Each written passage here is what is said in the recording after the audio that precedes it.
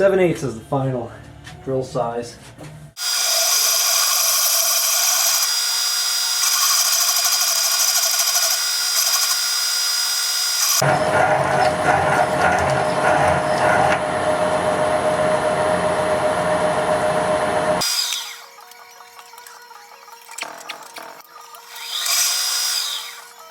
Alright, now the size end mill that I'm going to want for this groove, I've got to be able to have a groove wide enough so that this can stick down in it. So I took a measurement, and this is 333 thousandths, and so the next standard size up would be 375 3/8. So I open my calipers to 375. I can see that that's going to be a little sloppy, but for my purposes I think it'll be okay. And then my plan is probably going to use a end mill that has a round nose to it. So I gotta see what I've got for 3/8 end mills. Well, I was hoping for a 2-flute round cutter like this. This thing's huge. This actually looks like it started out its life as a regular 2-flute cutter, and somebody ground the radius on it. Pretty good job. But I want 3/8, which is this little sucker here. So I don't have any with a round bottom, so I'm just going to cut a square bottomed slot. That should work. So, is that even 3/8? Why does it look small? It's because it's 5/16. It's in the wrong container I pulled this out of. Okay. Alright, so before I even bother mounting the rotary table on the mill, I'm going to figure out how I'm going to handle this as far as mounting this to the table, and then also as far as setup. Well, setup's pretty straightforward. I want this to be perfectly centered on the table so that, well, I have to have it that way because the idea is that the cutter, if my finger is the cutter, okay, and I rotate the table, I should get a groove that ends up basically cutting a circular groove that's concentric to the center. If this is not perfectly centered, let's say, I'm just going to exaggerate it for my purposes here and put it way off center, but say it's off center like that, and you've got the cutter in position here, you start to cut the groove, and what happens is, my finger wasn't moving. If it was in one place, you'd see that it starts to run out.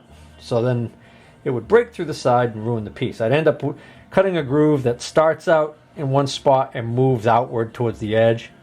Complete mess. So I've got to have this right in the center.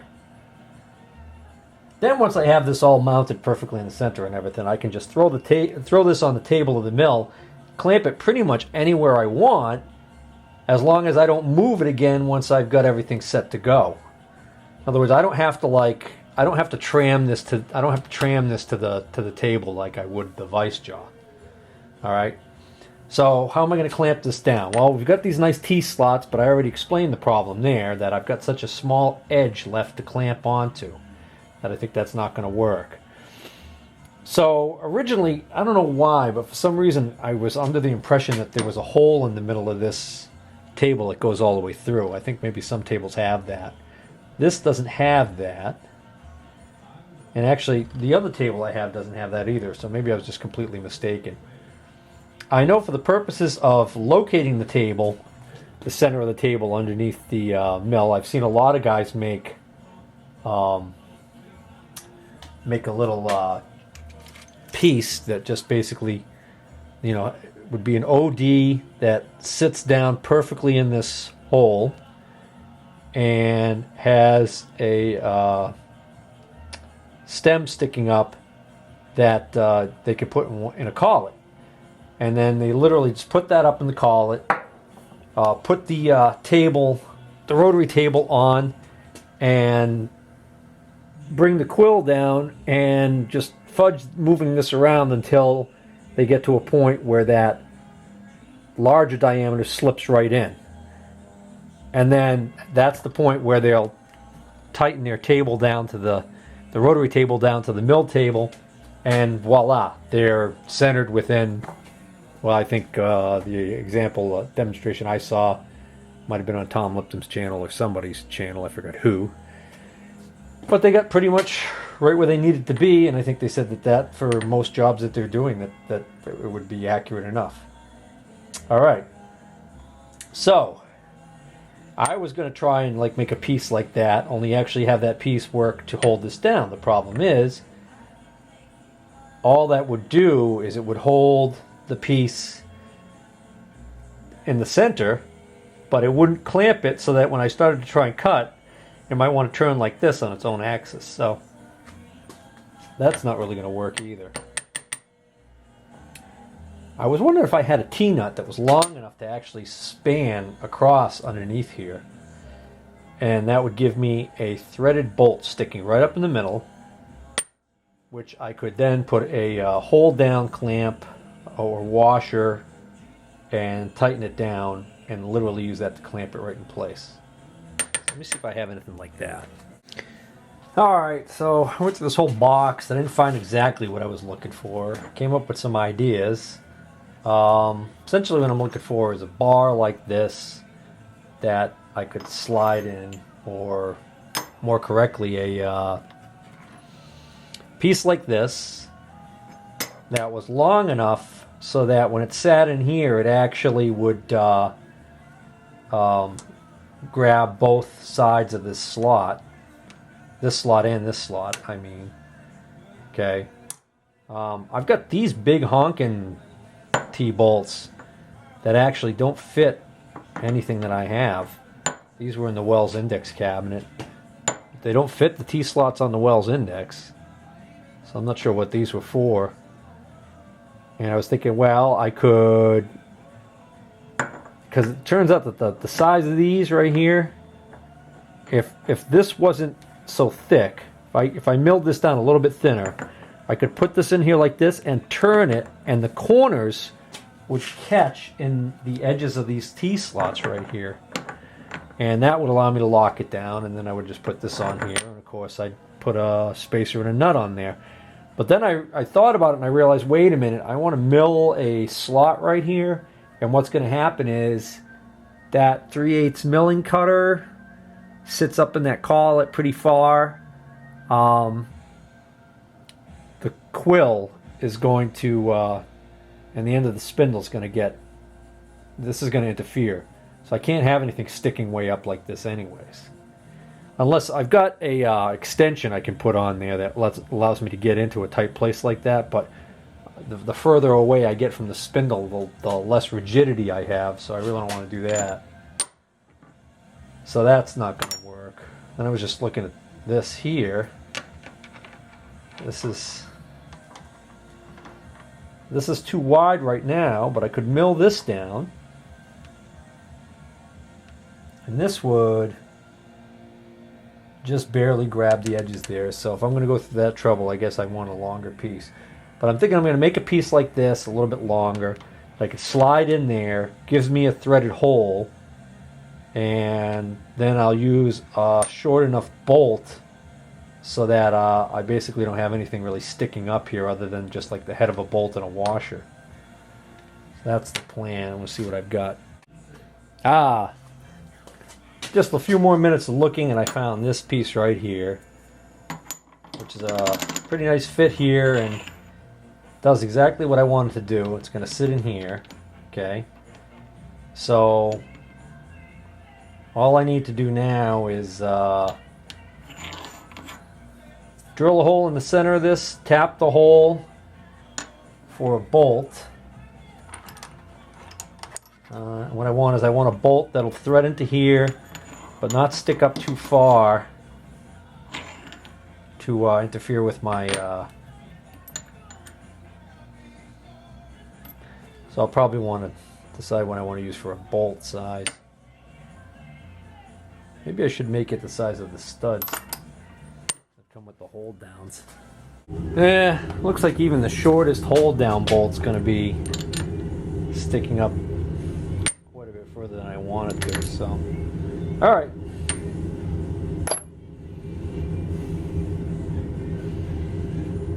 But if I found a short bolt this size, and if I drill and tap this size, then down the road, if I want to use this again for a similar project that's taller, I'll be able to use my kit. Yeah, how about that?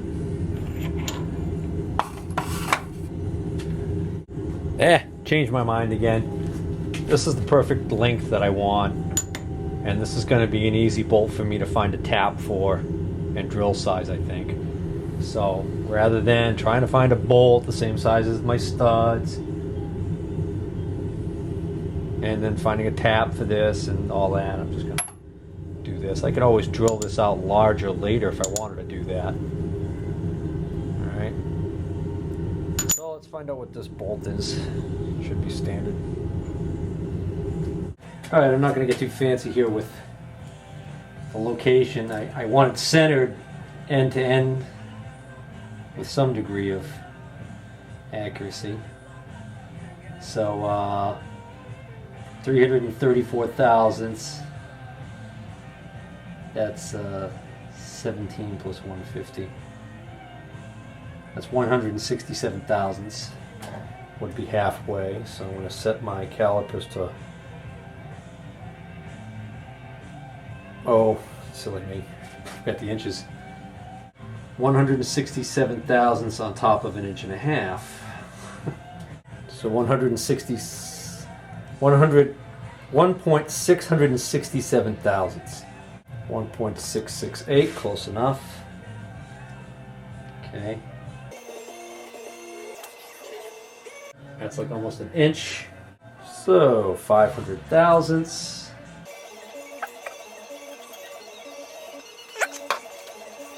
I already kind of eyeballed this. Now I can dial in even closer. Good on the x-axis. So let's lock that. On the y, I'm pretty much dead on. Lock the y. Get my safety glasses.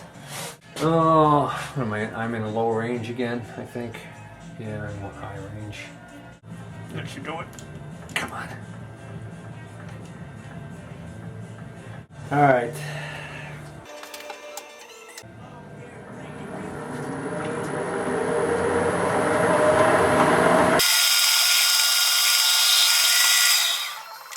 Nope, I know, it wasn't fully stopped when I reached in there. Don't do that.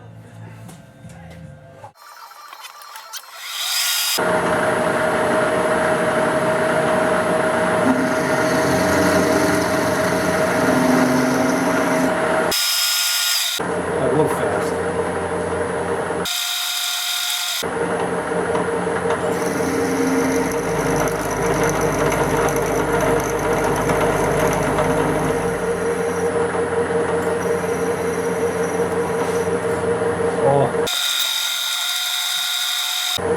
I don't like those.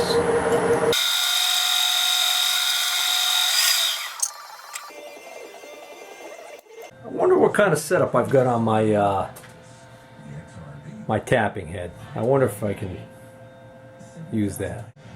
Alright, so this is my Procunier tapping head, and it's got a straight shank in it, so that's good. I could have put it in a collet, but it's not going to do me any good because this is the only sized holder that I have with it. I think this is supposed to be almost like maybe a quick release or something. So obviously there are different sizes that you would buy that would I don't know if there's a wrench you put in here. This almost looks like it should. Maybe not. I don't know if it's stuck. This almost looks like this should slide up to release this. Oh no, I can see it screws on. It's good threads. Alright. So you gotta put a Tommy bar in this hole, put a wrench on here, loosen this. That allows this to come out. Oh, well, what does that leave you for a hole there? Is it a square hole? Well, that's worth investigating. Well, it took me a while because that Obviously there was a special wrench that came with that Procunier tapping head because it's a 7/8, but they've only got like a narrow slot that it can go in, so it's got to be a very thin 7/8 wrench. So maybe at some point I'll just take an old 7/8 wrench, a cheap one, and mill it down thinner or grind it down. But the funny thing is, after taking that out, all this is, it says right on the side, general, and you can tell by the hole in the back and the Tommy bar hole in it right here. This is a hand tap, and they just took the Tommy bar out, and that's what was in there. So that's kind of weird. Something tells me that's not how that's supposed to be. So it's just a round collet. It's interesting. So you can see that's just a round collet that this fits in perfectly. And then the problem with the nut that I was talking about, as you can see, it's actually a groove, the flats that the wrench is supposed to grab onto. So what happens is if you just try and put a regular 7/8 inch crescent on there, or an adjustable or anything like that, the jaws are too wide and they are not allowed to get down in here and grab the flats. So that's kind of there's no reason why they had to make that way, other than to have a special wrench. So I'll have to look online. Maybe there's a set of collets or something that go in here. I mean, this is perfectly fine to use it this way, I guess, if the taps I'm using would fit in there. But what happens when I want to put a tap like this in there? Huh? Then what? Huh? You know, I wonder if any of my tap wrenches fit in there. That'd be a hoot. This is an old Craftsman one. Not going to fit. Well, so what were the odds that this fit perfect in there? Just curious if that... Well, see, that would fit in there. But that's not really much larger than what I had here. See, what happens is when you get into the larger size tap handles, they're not going to fit in there. Well, so I'm going to tap that by hand. They put this special collet away with this head before I lose it. Oh, you son of a gun. It's not going to fit. I got to take the chuck out. Put that on a collet.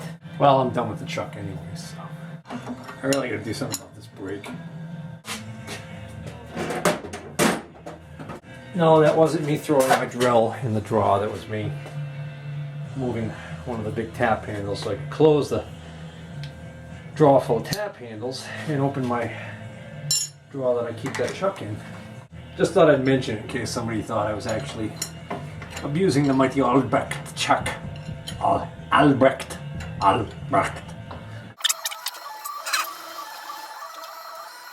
Now this tap handle I haven't used before, and I just forgot about it, but this has got a neat feature that you can disengage it and it clicks back down. So the whole idea is you can go around, lift it up.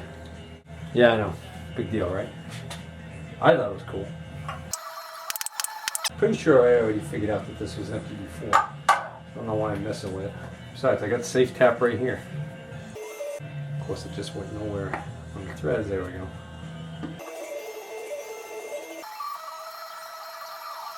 No, that's not even in the back. What the hell just happened? Why is that? What the hell did I do here?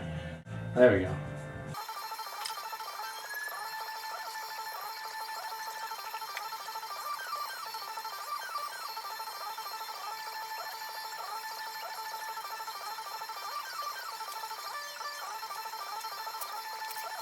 Now, I checked the size of that drill.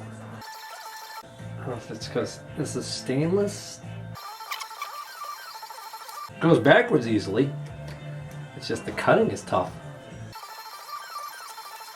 I must be getting to the major diameter because it's getting a little bit easier. Not much though. Oh, you know what? I just realized I'm not. The little handles are killing my hands. There we go. I don't even have to back out now. I must have broken through at the full diameter. Must have bumped the tripod. So yeah, this would be kind of a cool tap handle if these were a little bit longer maybe, or thicker, I don't know. Alright, so that should do it.